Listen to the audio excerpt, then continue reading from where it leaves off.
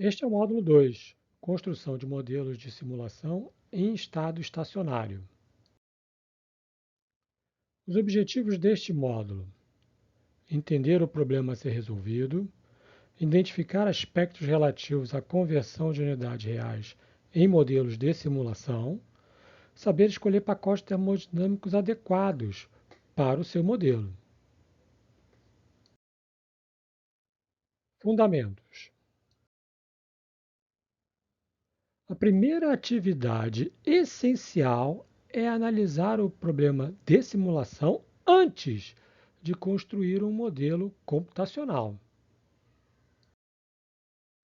Uma representação gráfica é a melhor forma de capturar rapidamente o entendimento sobre o processo.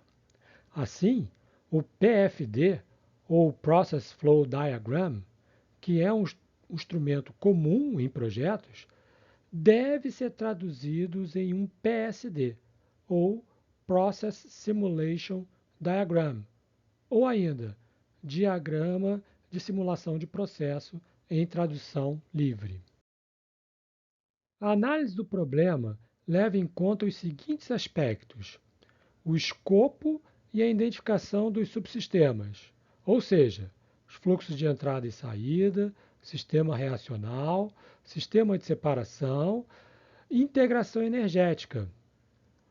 A transformação de unidades reais em unidade de simulação leva em consideração os seguintes aspectos também: análise de graus de liberdade, questões termodinâmicas e questões sobre a estratégia de cálculo.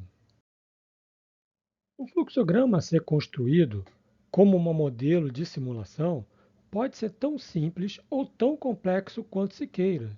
Note que uma boa prática é adotar uma abordagem do tipo top-down, ou seja, partir do geral em direção ao específico.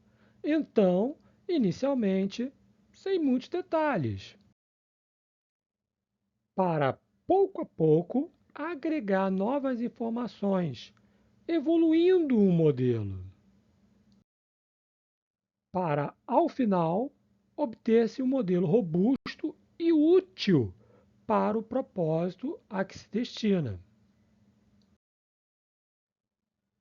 Transformação de unidades reais em unidades de simulação. Algumas operações unitárias reais podem encontrar correspondência direta com os blocos ou elementos usados em fluxogramas, como flashes, colunas de destilação, trocadores de calor, etc. Em alguns casos, um modelo simples pode ser satisfatório para uma unidade bastante complexa do ponto de vista mecânico. No entanto, a equivalência pode ser difícil para muitos outros. Esse é o caso típico dos reatores químicos industriais, como os reatores de craqueamento, coqueamento, hidrotratamento, além de vários separadores. Consequentemente, a modelagem de unidades reais pode seguir uma das seguintes possibilidades: decomposição em blocos elementares de simulação. Exemplo: uma coluna de destilação azeotrópica pode ser decomposta em uma sequência de estágios de equilíbrio, trocadores de calor, separadores trifásicos e divisores de fluxo.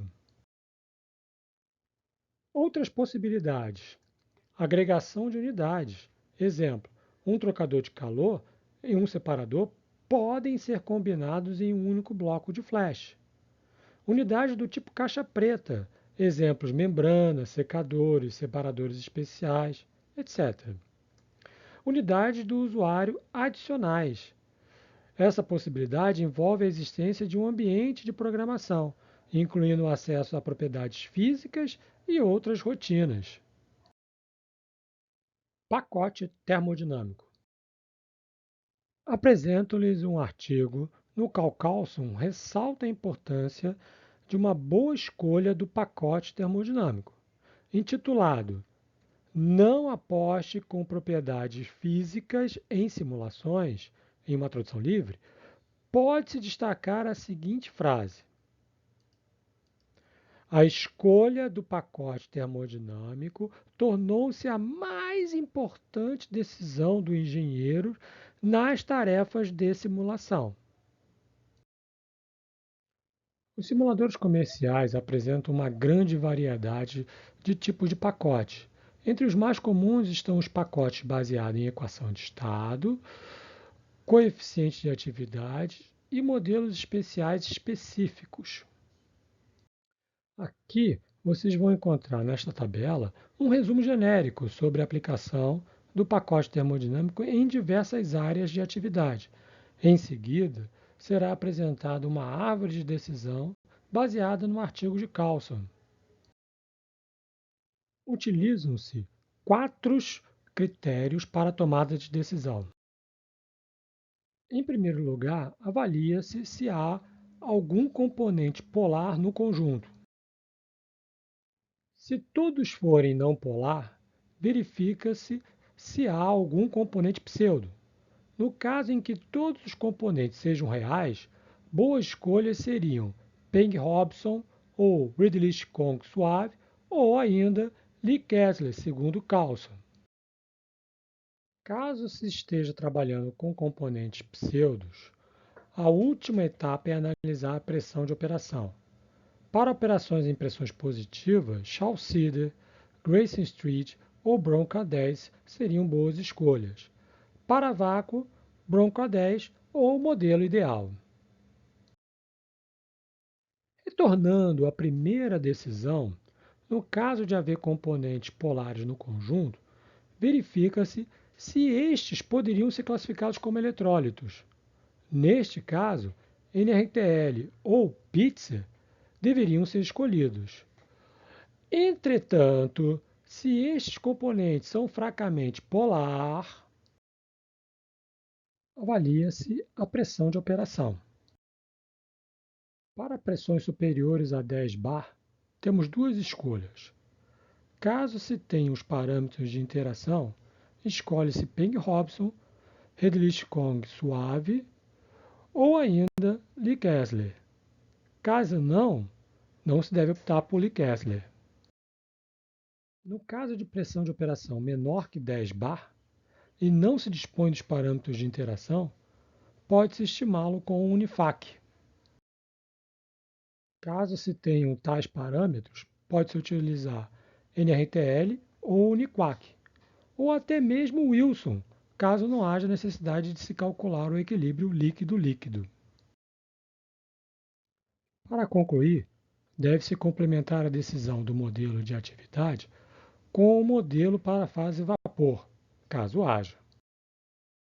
Isso pode ser feito com a equação de estado ou usar uma equação de estado específica no caso em que dímeros estejam presentes. Apresento-lhes o diagrama de fases para o isobutano. Pode-se observar os dados experimentais, além do comportamento da equação de estado cúbica e do modelo ideal. A equação de estado ela apresenta as seguintes características. É uma equação cúbica em volume, é uma equação de mais alto grau que ainda possui solução analítica, isso é muito importante para os processos numéricos. Ela é contínua em todo o domínio. Isso quer dizer que ela modela tanto a fase vapor como a fase líquida. E como ela é cúbica em volume, ela apresenta 3 soluções. Duas delas ajustadas para o ponto de saturação, de vapor e de líquido. E uma terceira solução que não tem significado físico. Algumas considerações sobre propriedades termofísicas.